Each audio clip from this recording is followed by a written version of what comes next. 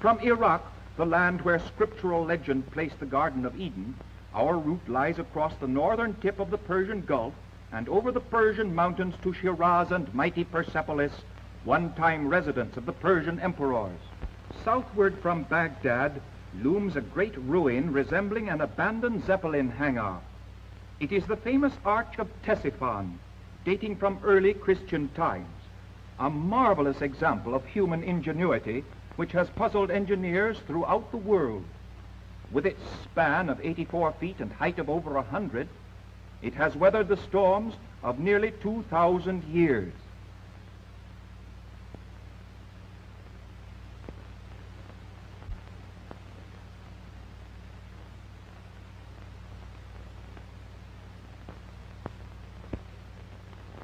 More than 500 miles southeastward, we begin to climb to an altitude of 12,000 feet until we glide at last across the tumbled desolation of the Persian mountains.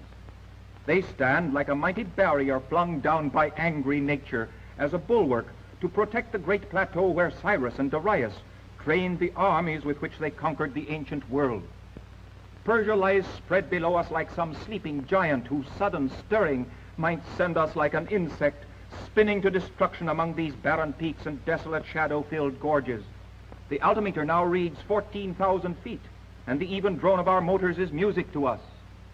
At last, the modern city of Shiraz appears on the plateau. One can barely discern formal gardens with quiet pools and tall cypresses. It reminds one of delicate Persian miniatures and of Omar Khayyam. At Persepolis, a silver speck appears between the columns of the audience hall where Persian emperors used to sit in royal state. Overhead, our plane sweeps past this capital of the fourth and last ancient Oriental empire. What would Darius the Great have said at such a sight? For us, at a height of 1,000 feet, the great terrace presents a grand array of palaces and halls of state. The Oriental Institute's Persian expedition has restored as its headquarters that large building in the upper background, which was the harem palace of Darius and Xerxes. Alexander the Great, who in 331 BC conquered Persia and burned Persepolis, would have marveled at the sight of our plane coming in over the very ground upon which his Macedonian veterans must have camped more than 2,200 years ago. The tremendous scale on which this Versailles of the ancient world was planned and built was in keeping with the vision of its builders as they dreamed of greater empires. Some of the blocks in this 50-foot terrace wall weigh over 40 tons and are taller than the native Persian on his donkey jogging along a road that emperors traveled. From this imposing stronghold, those same emperors watched their troops proudly passing in review upon the plain beneath. Persia's subject nations never supposed these mighty walls would long outlive the greatest empire the ancient world had yet beheld.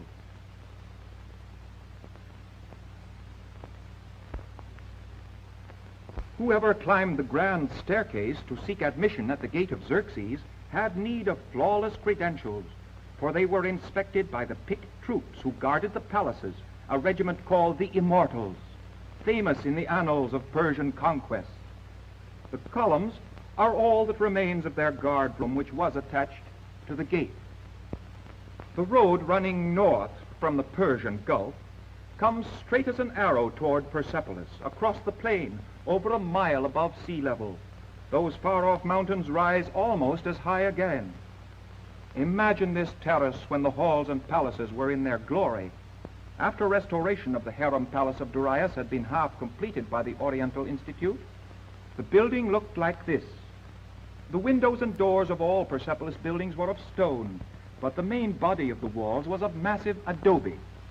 When Alexander came marching from the ancient west and destroyed Persepolis, this 6-ton lintel block came crashing down with roofs and walls.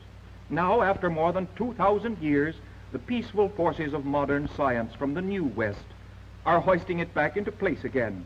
The energetic gentlemen of the chorus who are pulling at the ropes in Gilbert and Sullivan style have only the vaguest idea of what is going on, but they get regular pay for it, so they haul away with such goodwill as Allah has given them. Gradually the block is brought to the right level and at last settles almost into its appointed place. A jimmy will do the rest. A season's work has effected a great change in this building. The adobe walls have been rebuilt.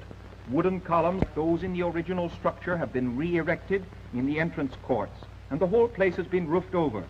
2,400 years ago, when Darius the Great provided this palace for his charming favorites, his carpenters used the same type of saw which these workmen are employing today.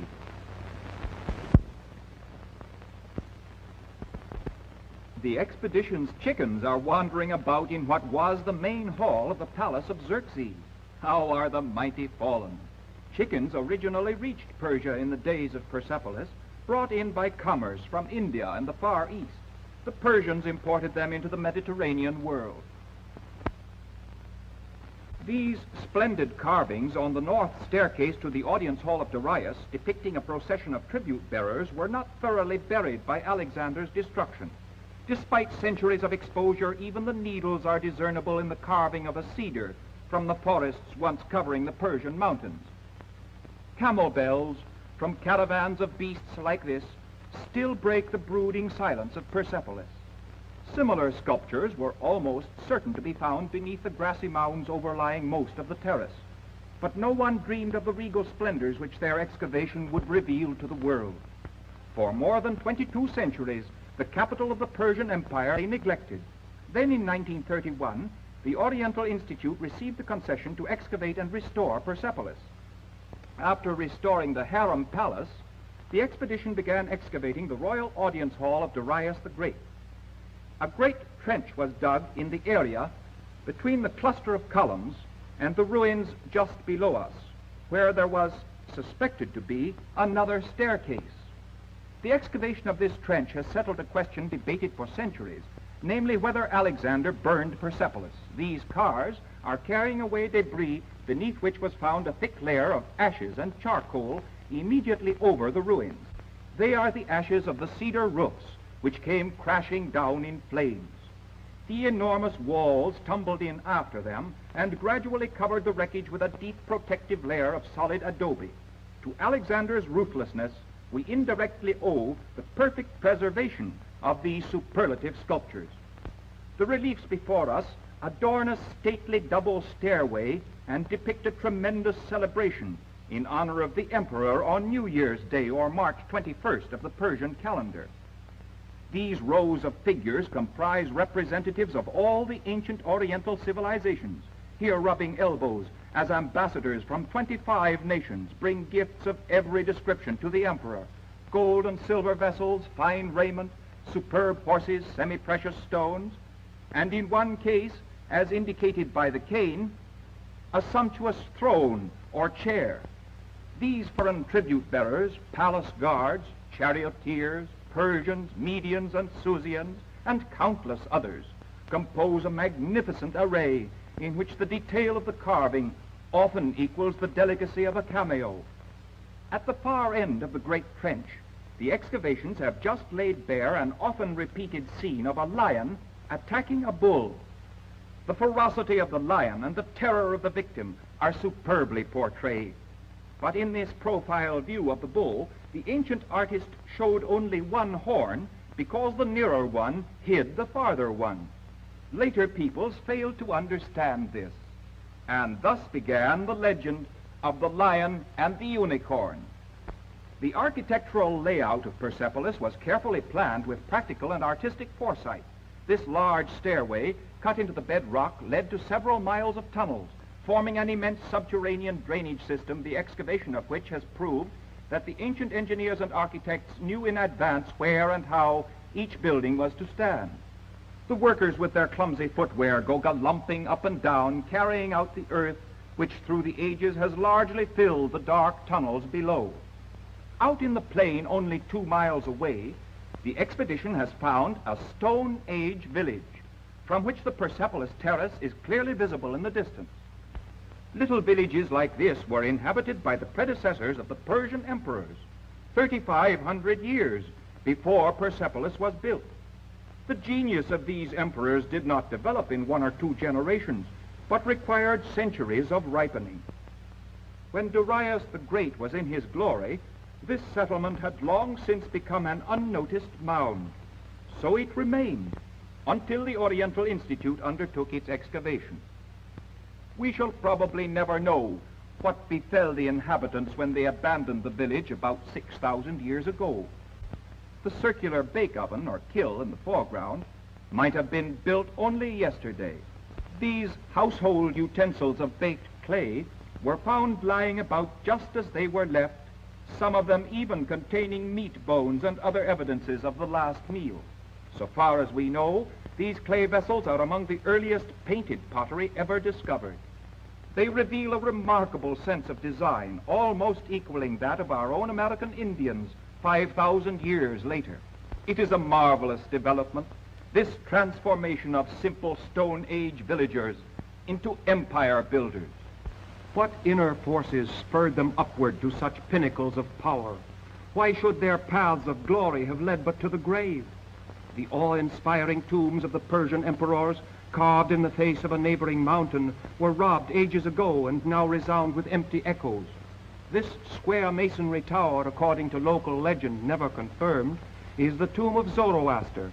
The other tombs in this royal cemetery are carved out of the mountain itself, and all have been identified. Next is the tomb of Darius II. The sculptures beneath it date from a much later time. Farther to the right is the tomb of Artaxerxes I. The tremendous carving of a mighty horse and rider dates from Roman times and depicts the Persian king Shapur I triumphing over the Roman emperor Valerian. Darius the Great was the first to carve his tomb among these cliffs. It was his imperial vision that founded Persepolis and made the power of Persia a tradition for all time. How trivial seem the modern human figures as they clamber up the face of his tomb.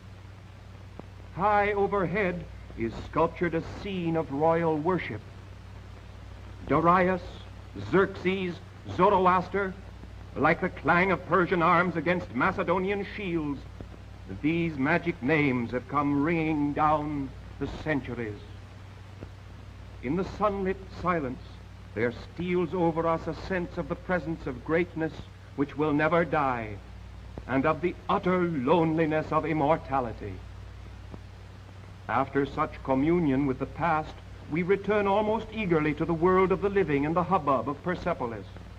The day's work is over, and the workmen await dismissal by their native foreman. He shouts the line of a song always sung when work is done, and they chant a reply. The moment they are dismissed, their sluggishness disappears like magic, and they come pouring out of the trench and running pell-mell, helter-skelter to their villages scattered far off across the plain.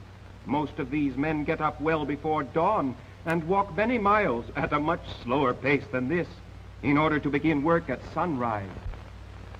The crouping sunset clouds above Persepolis give warning that our own day too is done. We linger one last moment in the palace of Darius.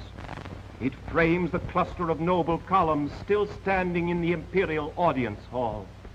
So they have stood for more than a score of centuries, like soldiers at attention, the brave and shattered remnants of those same immortals who guarded the lives of the emperors. A dreamlike beauty haunts this glorious place. Except perhaps for the Acropolis at Athens, Persepolis seems to us the most majestic, dramatic sight of all antiquity. Ages of storms have taken their toll of these slender columns, and earthquakes have dashed to earth their capitals carved as crouching bulls. Only this single capital remains. It rests so precariously above us, we almost fear some passing breeze might send it crashing down.